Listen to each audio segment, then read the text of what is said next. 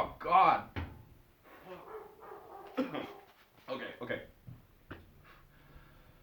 Mr. President, distinguished delegates, the delegation of Cuba to this assembly, first of all, is pleased to fulfill the agreeable duty of welcoming the addition of 3 new nations to the important number of those that discuss the problems of the world here.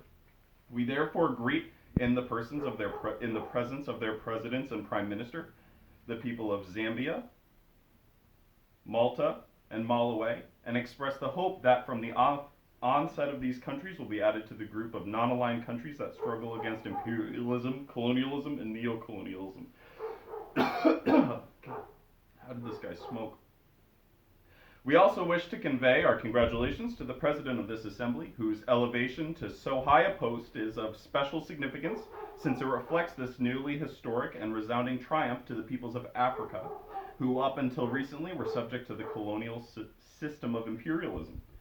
Today, in the immense majority, these peoples have become sovereign states through a legitimate exercise of their self-determination. The final hour of colonialism has struck, and millions of inhabitants of Africa, Asia, and Latin America rise to meet a new life and demand their unrestricted right to self-determination and to the independent development of their nations.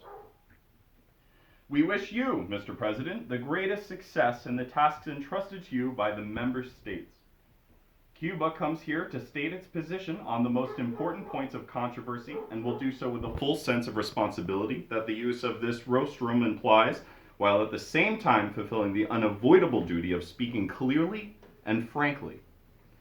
We would like to see this assembly shake itself out of complacency and move forward. We would like to see the committees begin their work at non-stop the first confrontation. Imperialism wants to turn this meeting into a pointless or radical tournament. Instead of solving the serious problems of the world, we must prevent it from doing so. This session of the Assembly should not be remembered in the future solely by the number 19 that identifies it. Our efforts are directed to that end. We feel that we have the right and obligation to do so because our country is one of the most constant points of friction. It is one of the places where the principles upholding the right of the small countries to sovereignty are put to the test, day by day and minute by minute.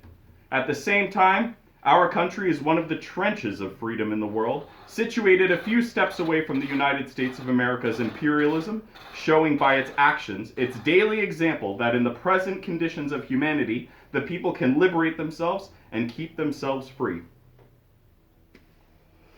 There now exists a socialist camp that becomes stronger day by day and has more powerful weapons of struggle. But additional conditions are required for survival: the maintenance of internal unity, faith in one's own country, and revolution. These conditions, distinguished delegates, exist in Cuba.